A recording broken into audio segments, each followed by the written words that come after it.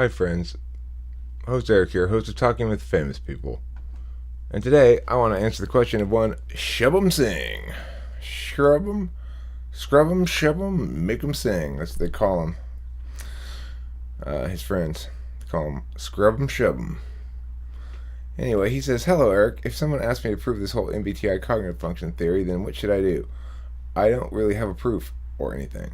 What points should I mention which support the existence of only these 8 cognitive functions and the only 16 ways they can be arranged? Can we really say, for example, an NeTeFiSi person cannot exist?" Well,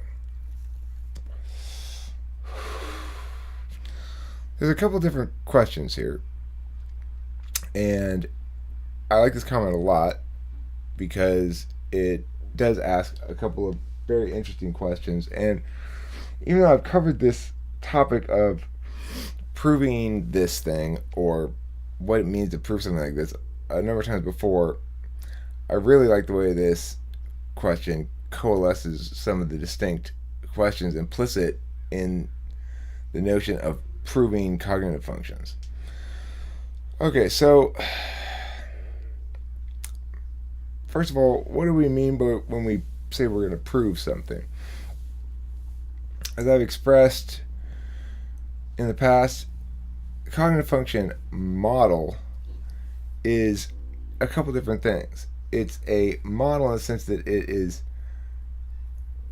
a depiction, abstractly, approximately, of a mechanical relationship between parts. So it's saying when this is up, this is down. When A is up, B is down. When B is up, A is down. It's those kind of relationships. And then, in that sense, it's modeling the relationship between the objects in the system. And in the system we're talking about with MBTI or Jungian cognitive functions is the cognitive function is the core unit of the model.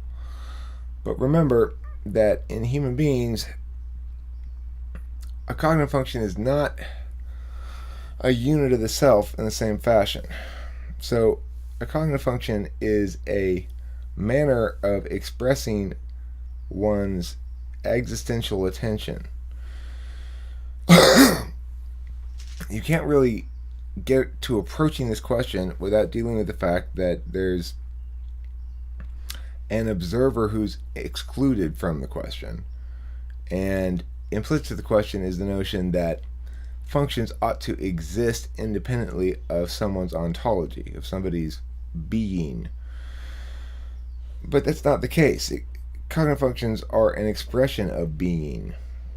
And so it's, in this sense, a taxonomy, not a model. It's both, but some narrow portions of things are modeled by cognitive functions. And by and large, the notion of cognitive functions is one of a taxonomy. It's saying that all the ways in which people can pay attention are finite. You know, there's that attention comes in varieties, and that to existentially manifest, to be for some stretch of time one manner of attention, is to not be another, or to be another necessarily in some limited capacity, or yada yada yada. So, what is that? Okay, so when asked to prove cognitive functions, some people will often say, well, can you prove cognitive functions exist? Well, they don't exist in the sense that mammals don't exist. Mammal is a category that we use to both describe distinctions that appear at least implicit to the world. So In other words, not all creatures produce milk for their young, and some do. And if you produce milk for your young, you don't also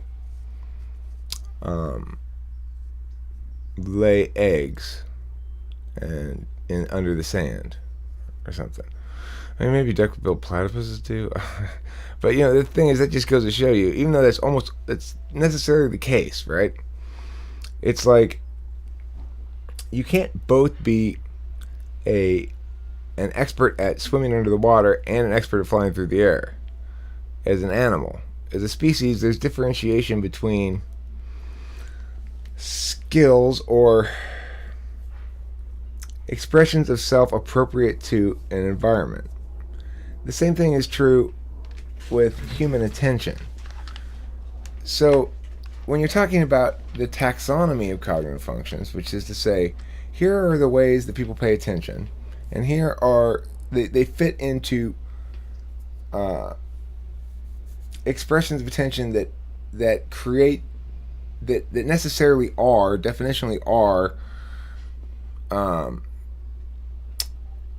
distinct from, exclusive of other things, in the same way that swimming under the water is exclusive of flying through the air.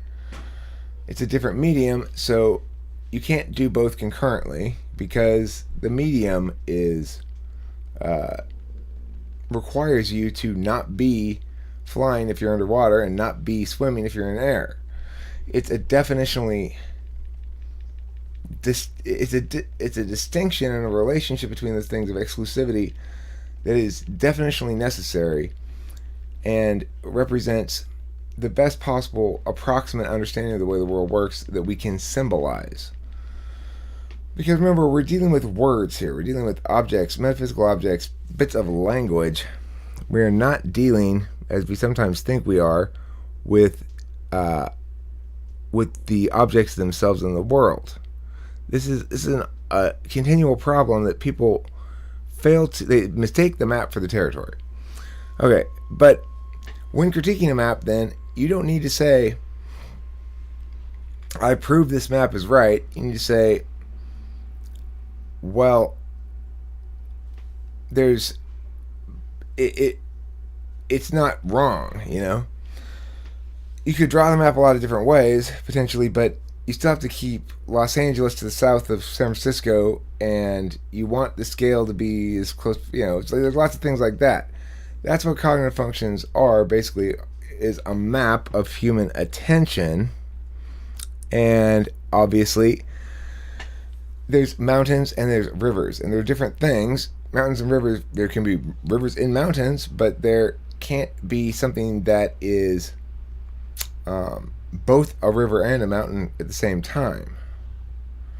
Okay, with cognitive functions then, as we look at the model aspect of it, we go, well, it's necessarily true that I can't be both paying attention to how socially graceful this person is and concurrently paying equal attention to how to make the task he's describing more efficiently executed.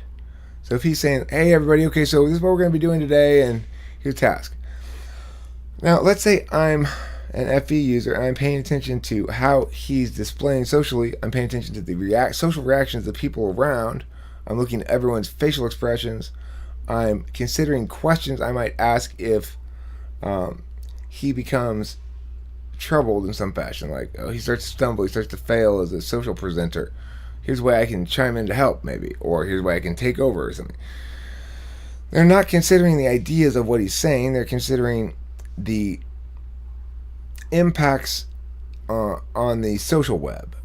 And for them, the content of what they're saying is irrelevant. It's not a locutionary act. It's an illocutionary act. It's displaying things implicit to the person and stuff that matter, and that will matter the same regardless of the parsing out of what is contained within the node of content that he's saying, or the locutionary aspects of what he's saying. So it's true that you can't both concurrently pay attention to everyone's social reaction and concurrently pay attention to the meaning of the words he's saying from a frame of reference that says, let's focus on how to render this task more efficient.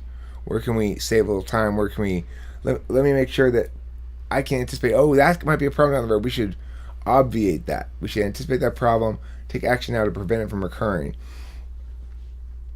What I'm just describing here is an FETE distinction. I'm saying you cannot concurrently use extroverted feeling as your interface function when dealing with a group of people talking and stuff, or both people communicating and people listening and stuff like that.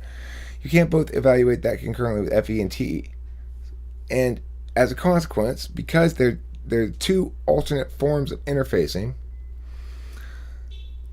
you're either worrying about the efficiency, the logics of things, or you're worried about the social stuff of things, and you can't do both at the same time, and there's not really any other way to interface. So what I call the interface functions are your extroverted judging functions, FE and TE.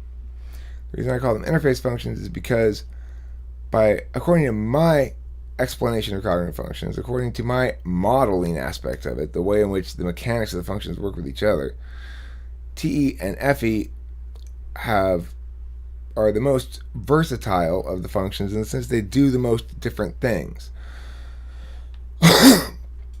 They put information out there. They get information by asking questions. They receive information passively. There's a lot of interfacing going on with these functions because they do the work of our attention when dealing with stimuli coming at us from the world. So if I'm an FE user and I'm alone and all the stimulation is information about the physical systems around me,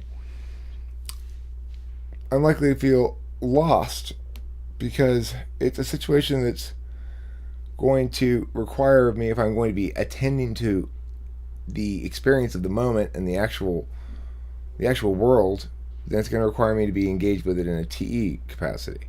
There's no social stuff happening. On the other hand, if I'm a TE user and I'm at a cocktail party and everyone's talking social hierarchy stuff and I'm missing the subtext, I'm going to feel pretty much like I don't get what's going on. If I'm TE tool function, that is. So your tool function, which means your second slot function, as we get a little deeper into the mechanics of things, that's going to make the alternate form of whatever your tool is your blind spot. It's necessarily the case because, for example, my second slot function, TI, means that my tool is not to interface with the world. I don't interface as a tool function. My tool is to evaluate, critique, parse out on TI grounds, consistency with what I already know, consistency with conclusions I've already drawn, consistency with standard mores, consistency with any number of different things in different frameworks. So that's my tool function. As a consequence, what I'm not doing when I'm using my basic tool of interaction with the world, what I am not doing is being aware of my own personal subjective valuings of things, because personal subjective valuings of things are exclusive of disinterested values of things. You cannot both make your decisions on, well, let's remove the individuals from this equation and see what would be fair as a general rule, that would be TI, and concurrently be, well, let's focus on what the actual subjective considerations are, the individuals only, and not worry about the general rule. You can't be somebody who decides on both those things, because it would be like saying, every time I go into the car, I'm going to open the door and climb in and get in normally. And every time I get into the car, I'm going to go through the open window, like the Dukes of Hazzard. Well, you have to make a choice there, right? Because they're mutually exclusive. You can pick one or the other, but not both. Once you're in the car, then you can get out of the car and do it again. But in no instance of that can you get in both ways. You get in one way, and you can get out and get in the other way, but you can't get in both ways for one getting in. That's with TI and FI or TE and FE or whatever the function is. There are four kinds of cognitive functions according to my understanding of it. The interface functions, the extroverted judging functions. The judging functions, actually, are the introverted judging functions. The action functions are extroverted intuition and extroverted sensing. And the epistemological functions, or those that are ways of knowing, are introverted sensing and introverted intuition. Now, if somebody's going to say, prove MBTI, the first thing I would say is, okay, well, do you agree it's plausible, at least, and reasonable to note that people interface, judge, know, and act? Is that true or false? Do you want to dispute that claim?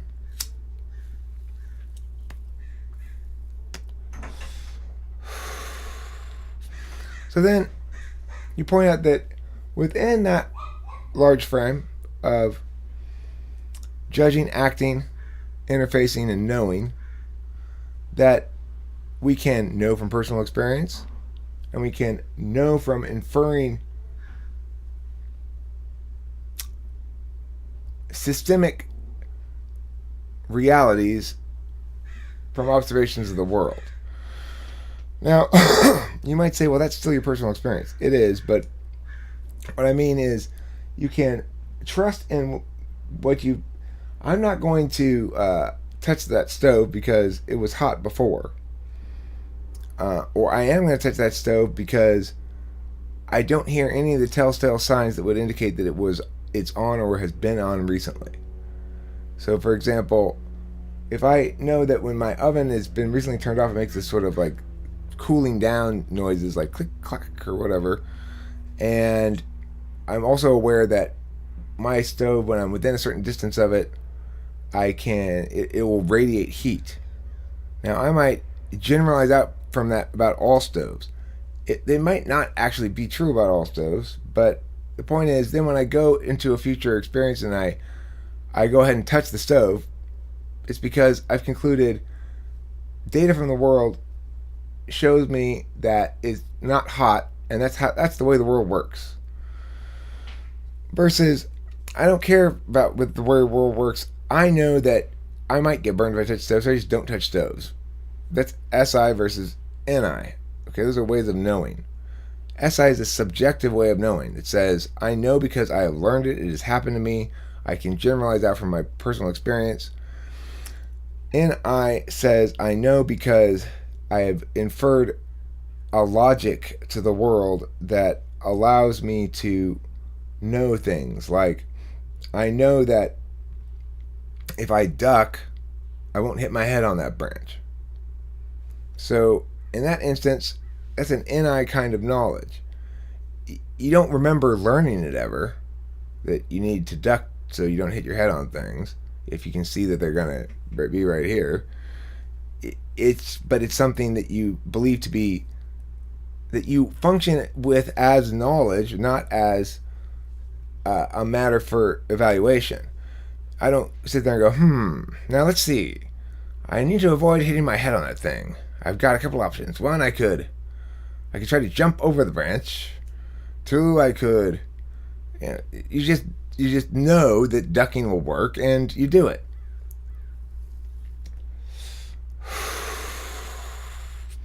I don't think anybody's going to dispute that we know things, that we act on knowledge without consideration. I don't need to consider which hand I'm going to use to open a door. I just either grab it with my right hand or my left hand. Same thing is true with our ideation. I don't have to establish that people exist and are capable of rational parsing before I have any conversation. I don't need to meet all these necessary but insufficient burdens to begin conversation. We all operate on the assumption that our knowledge is by and large shared. Knowledge is not stuff that facts and theories and stuff like that. Knowledge is stuff like the door, reaching out for the door, but with words or language. Like, we don't need to explain that when we're trying to prove something to somebody, that we want to be convincing in a way that resists their rebuttal.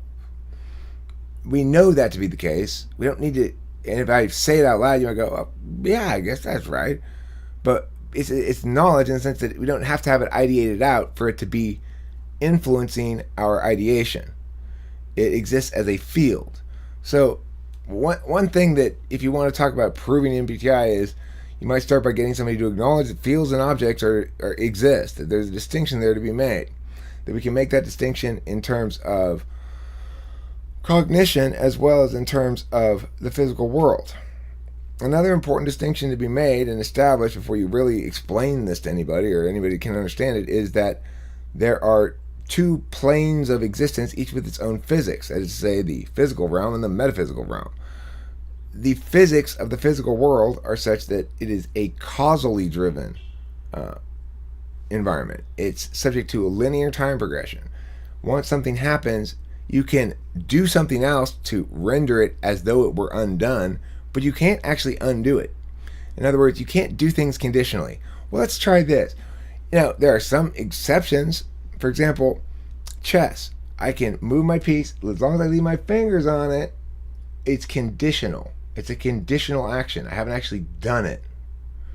But if I take my fingers off it, now it's done. Now it's a causal action. It's been rendered time locked. It can no longer travel back and forth in time. Let's pretend I moved it here. Oh, no, I don't want to move it there. Now, that's conditionality. It lets you pretend to do stuff, but not actually, and then take it back without any consequences, without any rendering of things. It is time fluid. You move forwards, backwards. I can pause this video, rewind it, continue again. All this stuff is because these things, these ideas, digital objects, stuff like that, are metaphysical time objects. They are time fluid, which means that they are subject to the laws of conditionality. If you get one thing wrong in a line of code, the whole thing doesn't work. One little conditionality thing wrong, it won't work. Everything's got to be perfect, but in exchange, what you get, as long as you are perfect with the within the relatively absolute definitional limitations of the objects that you define, then you can go backwards and forwards in time as you wish, because you're not actually committing to anything. It's all something that involves metaphysical objects, and therefore it is subject to the laws of conditionality. The laws of the physical world include the law of non-contradiction, which is to say two things cannot both be and not be at the same time, space, and context. But that doesn't apply to the metaphysical world, obviously. You and somebody else can both be watching this video in the same time, space, and context. That video exists for both people in the same time, space, and context in different locations. So it does violate the law of non-contradiction. Also, intellectual property, I'm not even going to get into it. It's nonsense. That's off topic. Don't do that, Eric. Don't even go into IP. That's a fucking clusterfuck of disaster. Okay, so when you're saying, okay, well, how only these 8 cognitive functions exist? If you think about it, the fact that, can we start with the totality of all human attention? Can we divide it into these 8 things? Can we divide it first into 4? Can we divide it into knowing, acting, interfacing, and judging? But what about feeling? What about my emotions? Well, that's a form of judging. It's one of the 2 judging functions. Well, what about... everything falls under something. The only thing I can think of that might potentially, you might argue, doesn't, is faith, religious faith. You might say that that's neither a feeling nor a conditionality experience, that it's not taking physical action, it's not really taking metaphysical action. In other words, you're not ideating stuff usually, and it's hard to say exactly where that fits in. But my belief is that it's a way of accessing NI, more or less. That it's, for me, my experience with faith is limited but powerful insofar as I used it to quit drinking, and I still utilize that God-based framework occasionally for purposes of clarification on single best course, often, or single right course, which is an NI concern, an introverted intuition concern, is that which is the best course of action, not merely possible courses of action, which is what extroverted intuition is concerned with. So, okay, regardless, I can't come up with any other thing that can't fit easily into this knowing, judging, interfacing, and acting for framework thing. You know, when you're talking about judging, there's emotional judging, there's logical judging. Functionally, what that means is subjective valuing, objective valuing. When you're talking about interfacing, there's an objective interface which says, I'm going to understand this experience through approximations of others' feelings and the social implications of what's going on. And there's a way of interfacing that says, I'm going to focus on the particular here. That's the subjective. I'm going to know for myself what the goal is and consider how best to achieve that goal that is a unique particular goal to this situation and moment. That's not some sort of approximation, really. It's much less of an approximation to know what you want to have done at the end of a certain section of time than it is to know what the social impacts or the hierarchical impacts of something are. I'm getting a little bogged down in the details here. I need to go faster. I need to be more on point here. Okay, I will be more on point in a second. 27 minutes. Okay, so this is, I mean, it's a long topic. It's a long question to answer. It's a long answer to this question. It's a better way to put that.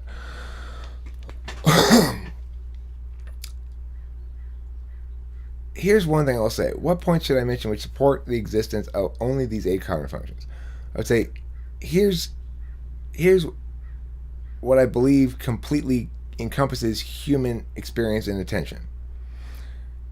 Knowing, interfacing, judging, acting. And what I mean by that is ideating or rendering into reality. In other words, coming up with a bunch of objective explanations about things like I do right now with extroverted intuition and either a tool function of introverted thinking or introverted feeling, or you render things that have already been decided into physical reality, render them causal. So decisions usually are made in the metaphysical world. Well, let's talk about it and let's decide, okay, we've decided on course A. And then at that point, it's still conditional because nothing's been done. Then the extroverted sensing is the function that renders that into reality. It says, okay, well, let's just do the thing now. I'm going to dig the hole. That's extroverted sensing. I'm going to put the thing in there. Or I'm going to write the report. I'm going to send it in. You know, it's the following through on the actual doing the thing that's already been decided, in which the metaphysical aspects of things are just there as a guide to render your ontology as physically impactful in the world or on people or whatever. So it's necessarily the case that we do have metaphysical action, the ideation process. And it's necessarily the case we do have physical action, the rendering process. And if you want to point to other kinds of action, then do so. Tell me a kind of action that's not fitting into those things. And chances are, if you can come up with one, it's going to be a put aspect of the interface function. So then you talk about the interface functions. Well, you can interface in these ways. You can put, get, and receive. You can put, get, and receive regarding approximate understandings of social impacts. In other words, approximations of other people's feelings. And understanding of individuals as placed upon this sort of hierarchy web thing of social relations. Or you interface with not considering that and considering just the subjective logics of things, which is to say, I know how the world works and I know that this is a dumb plan and we should do it this way, it's more efficient. You're not considering the fact that they're the boss and you might get in trouble or you're going to lose favor or whatever, because you can't be paying attention to both those things concurrently. You can put information with either TE or FE. Pudding with TE is a lot like SE usually. It says, okay, now I've done step one. Let me that's a tough one to distinguish between. But the pudding aspect of FE is very easy to understand. It's anytime that somebody is saying something for social impacts, or talk about the knowledge functions. Talk about the fact that knowledge does come in two flavors. That some people believe that their understandings of the world are understandings of things that are implicit to the world, and that they can draw conclusions on those things, and that the whole process there is detached from them ultimately, in terms of its legitimacy as knowledge. Whereas an SI user is going to understand the legitimacy of their own knowledge as stemming from their own experience, and is less likely to generalize out big picture stuff depending on how high up the SI is. So if SI is your dominant function, you don't have a lot of opinions about the way the world works in general, but you do have a lot of opinions about the way the world works around you. And if you're an introverted intuitor, you're much more likely to be like a conspiracy theorist or something, and assume that your understandings of things apply across the board. Where those knowledge functions fall in your stack is going to have a lot to do with how you express ideationally in general. So I express ideationally in this way because I've been introverted sensor user, that is, say I have a subjective knowledge, but it's in my fourth slot, which is I'm not attending to it very. It's threaded into service of my extroverted intuition in a way that renders it necessarily of lesser concern to me. In other words, what I already know is of less concern to me than what I can ideate now, what kind of action I can take in terms of the idea evolution. And as I talk through this thing, the ideas continue to evolve and become refined because I learn to express them in slightly different ways. I learn to avoid expressing them in certain ways so that I don't open up some kinds of rebuttal chains and stuff like that. Now, that's 30 minutes on just the existence part, really, this question. Are they the only 16 ways they can be arranged? In other words, can we really say, for example, NeTeFiSi person cannot exist? Okay, well, here's the deal with that. The model says, the Jungian cognitive function model says, you go extroverted, introverted because you need to have, your dominant function is your nature. My nature is ideation, metaphysical action. And then my tool function is the other consideration in my nature. My nature can't express except through some sort of default way of dealing with shit. For example, you can see this with Enneagram, with eights, nines, and ones. There's a default way of dealing with conflict, and people will go to that again and again and again. Not every single time. And the ability to metacognate and make decisions about how to react to things differently in the future, or act on things differently in the future, is one reason why the predictive aspects of the cognitive function model, that I predict you're going to behave like this because you're this type, are potentially powerful, but misses the point. It's not, if you're doing something that is intentionally intended, if you're doing analytical work that's intended to provide you predictive powers based on type labels, you're going to be able to predict some kinds of things with high degree of accuracy and some kinds of things with low degree of accuracy, and you're going to be able to do that usually. But so in other words, that description is fairly accurate.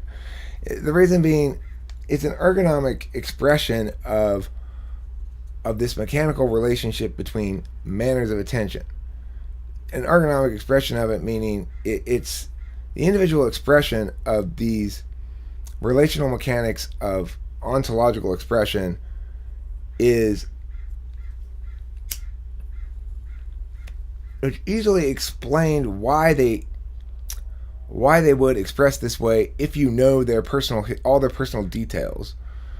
That makes sense that he would act that way in response to this, given his cognitive function stack, is an easy kind of argument to make.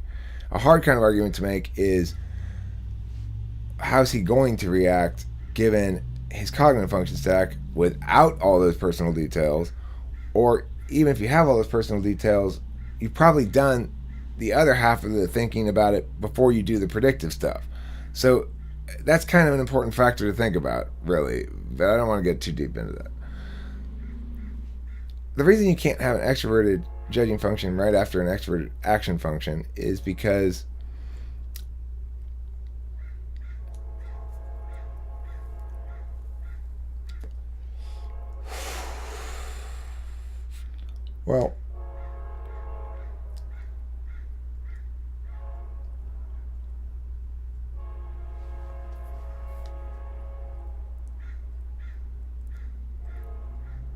it's because if you act first and foremost as your nature, then you seek somebody else to provide the knowledge part of it, to keep track of what you've already learned, to keep track of the ideation you've already done. You know, and any person in the olden days would have loved to have a scribe walking around behind them just taking dictation all the time, because they couldn't do what I'm doing right now, which is ideate on video and have it be a useful piece of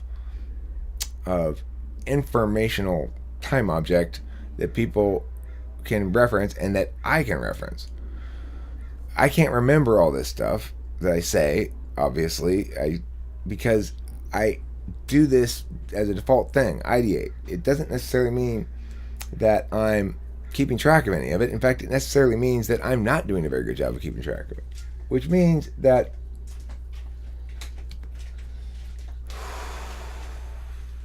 hi, baby. Hi. Which means that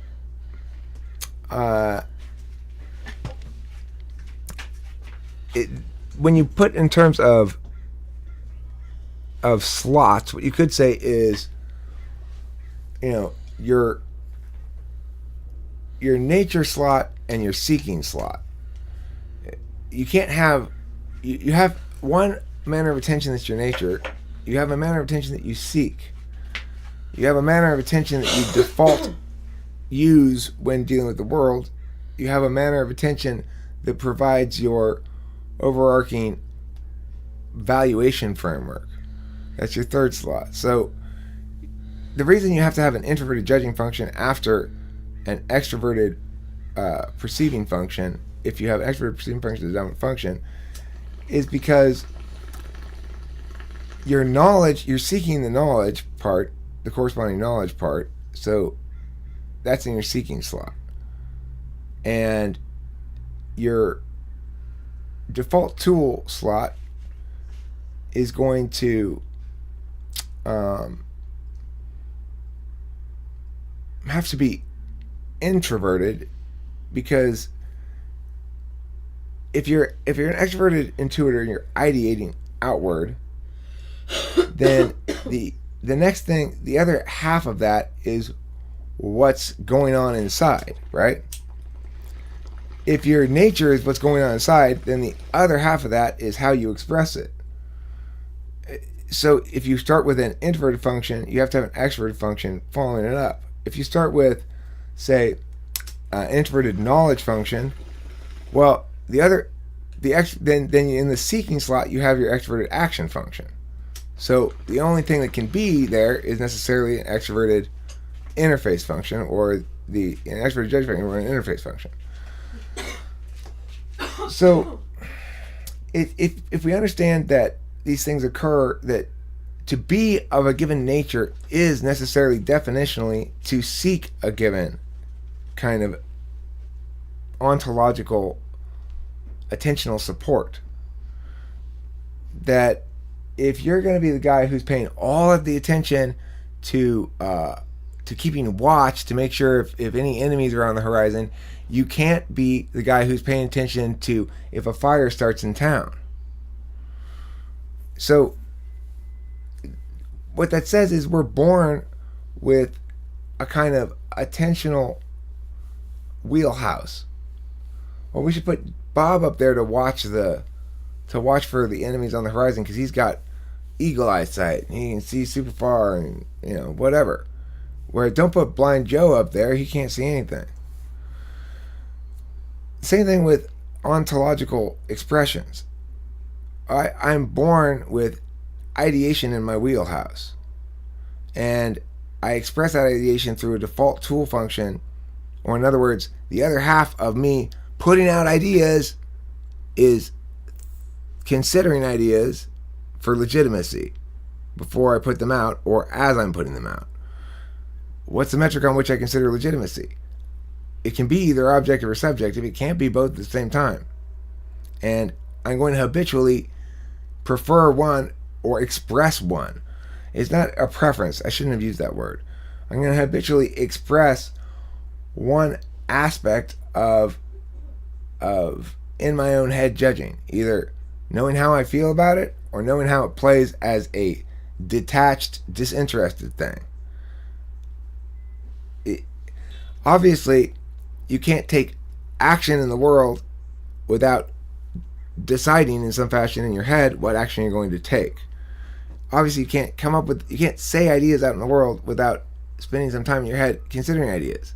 There'll be times when I pause in these videos and I look up, I'm probably parsing out some TI concern in my head as to whether that's, like when I stopped and corrected myself with the word prefer. I don't want to use that word.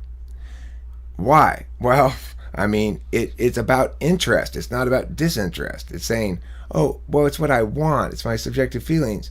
There's nothing wrong with subjective feelings, but it's not a good way to explain this, especially not to Shubbham Singh here, who's wanting proof.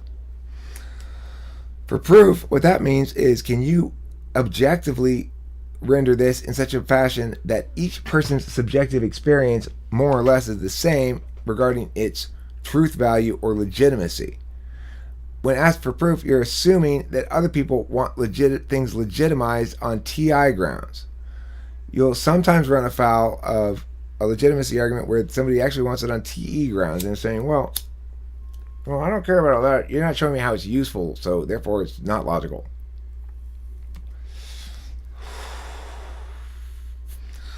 What MBTI and cognitive functions really tell us is the ways in which people express themselves, express their natures that are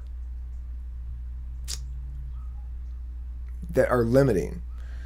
We start off being enslaved by our attentional habits.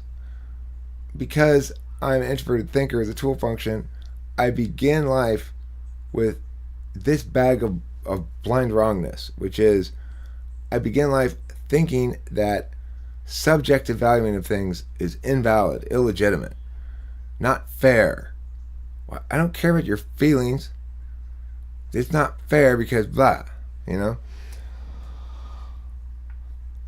As one becomes more aware of these cognitive function ideas, the modeling, the mechanics, this kind of meta framework stuff where I'm explaining what this ideational tool is, and it's an ideational tool sort of, but it's an ontology changer.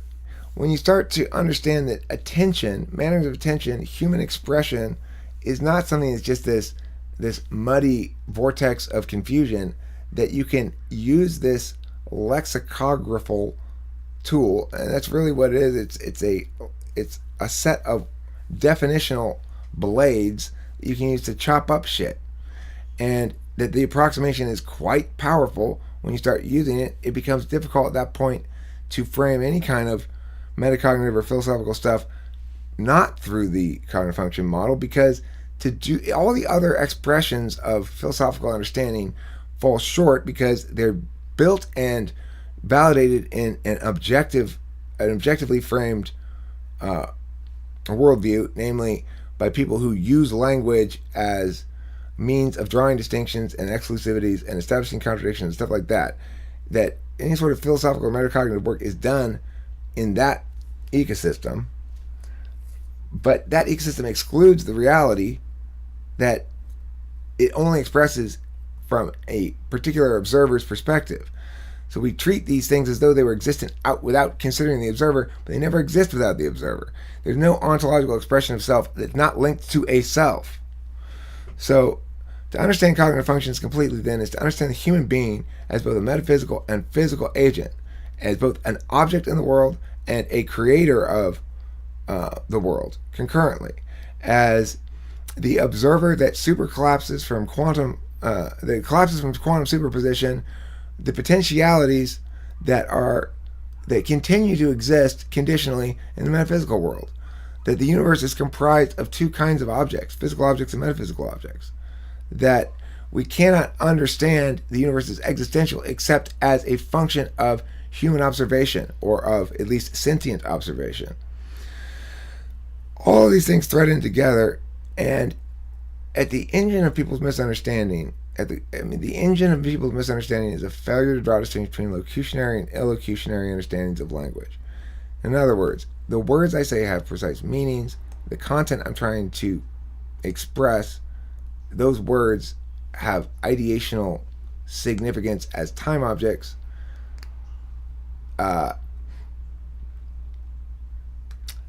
That's the locutionary concern. The responding to what the things actually say according to the definition.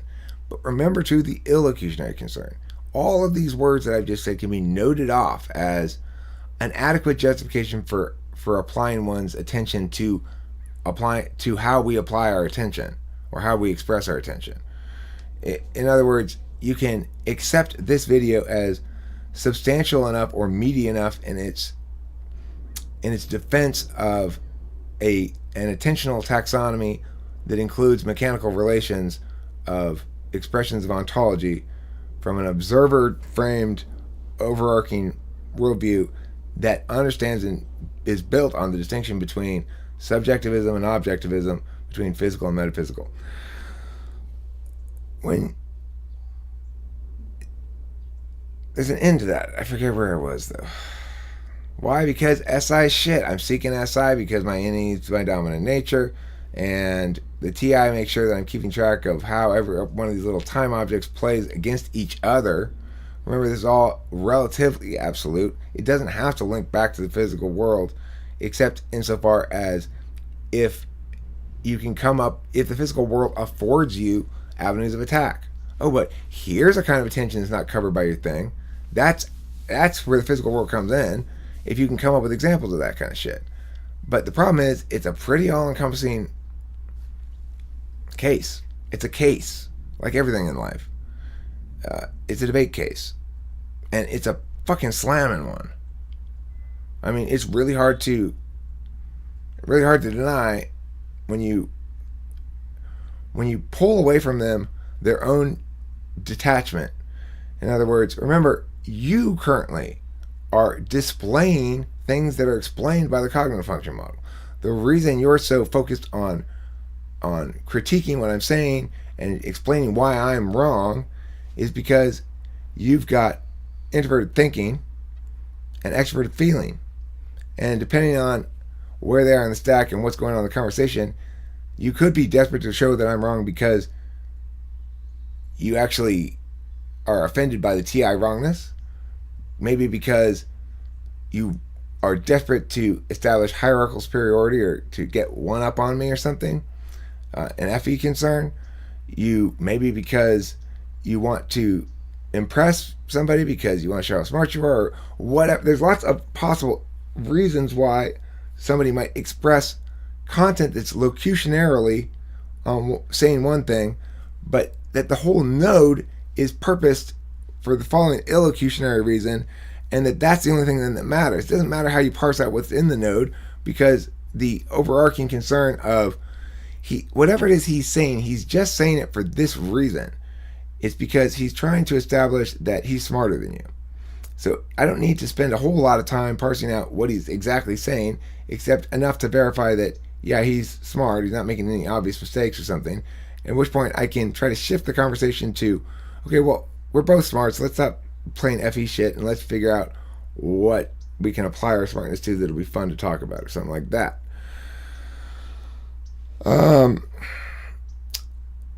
That's the thing. Everybody's logical objections, those arguments themselves, you can begin by critiquing them by pointing out the fact that they have illocutionary identities as well as locutionary identities, and the person offering the critique is not aware of or talking about or considering or factoring in the illocutionary concerns. To the extent that they do it explicitly, it's like FE statements like, well, you're just jealous. That's considering the illocutionary concerns. But illocution is a much broader understanding of motivations than just things like you're just jealous. So it's kind of complicated, I guess, but the point is that's why you can't be NeTe, is because if I am expressing action out here ideationally, then in here I have to be coming up with ideation. I have to be vetting it before it comes out my mouth, which means I can't be interfacing. I can't be ideating and currently also concurrently just looking at this stuff over here and paying attention to this. While I can't do all that shit because that distinction is implicit in agential reality. As an agent, the capacity to take action, the capacity to have will, intentionality and stuff necessarily means that I am prioritizing X to the exclusion of Y. That's as good an explanation as in this video as I've given about this whole thing. I think it's pretty thorough too. It's a long video. I didn't intend to do a 52 minute video, but I'm going to title it Proving MBTI. And obviously there's more to the conversation than this. I could go into the details of socioeconomics and MBTI and stuff like that. I'm not going to do it in this video. But that's how I would go about. See, people want to attack cognitive functions as somehow unscientific or not supported empirically or something. They're frame locked. That's what it boils down to. They're frame locked. They are stuck in a legitimizing frame of reference that prioritizes one criterion to the exclusion of all others, and they don't understand that that exemplifies the thing they're critiquing. It renders the cognitive function model subsumes the critiques of the individuals who critique it, because those critiques themselves are defined and talked about and explained by the cognitive function taxonomy. So it's like, whatever your critique is, I can explain exactly why you're doing that critique, and whether or not it's an FE thing or an FI. If an INTJ is critiquing your idea, it's because there's something wrong with it. If an NTP is critiquing your idea, it's because they want to display something socially, probably. Or it depends on the context, obviously. If it's a serious situation where everyone actually is disinterested and we're just trying to come up with clear ideation about this, and NTPs are hugely effective at providing genuinely useful, disinterested, objective analysis.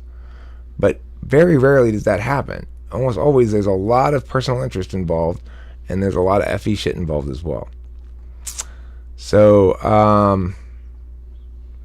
yeah, I think that's the best thing to remember about cognitive functions in general when talking about proving them, is they subsume their critiquer's critique, and they explain the critiquer's ontology. Thanks for watching Talking with Famous People, and don't forget to eat plenty of cognitive function laden cheese.